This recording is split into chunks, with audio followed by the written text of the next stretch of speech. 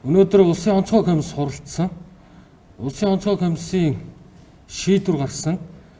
2021 оны 7 дугаар сарын 11, 12, 13-ны өдөр зохион байгуулагдах үндэсний их баяр наадмыг хойшлуулах юм саналыг засгийн газарт оруулахаар Улсын онцгой комисс шийдвэрлсэн.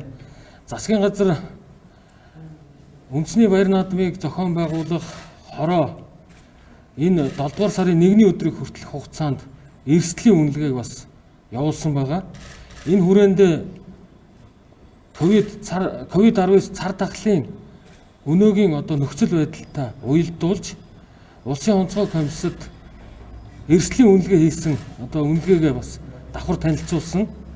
Эрүүл мэндийн яам болон бусад холбогдох мэргэжлийн байгууллагууд эрдэмтэн судлаачид энэ удаагийн энэ үндэсний баяр наадмыг хойшлуулах нь цар тахлын энэ давлгааг багасгах, хомих ийм боломжтой гэдэг бас дүгнэлтийг гаргасан. За энэ хүрээнд өнөөдөр Улсын онцгой комисс ардын өвсгөлийн 100 жилийн хойно баяр наадмыг хойшлуулах нь зүйтэй гэдэг шийдвэрийг гаргаж маргаашийн засгийн газрын ээлжид тус хуралдаанаар уг асуудлыг шийдвэрлүүлэхээр ийм саналаа хөргүүлсэн гэдгийг та бүхэндээ хэлье. Маргааш засгийн газрын ээлжид тус хуралдаан өглөө 9 цагт эхэлнэ. Уг засгийн газрын ээлжид тус хуралдаанаар Улсын онцгой комиссоос оруулж байгаа энэ шийдвэрийг эцэслэж шийдвэрлэнэ.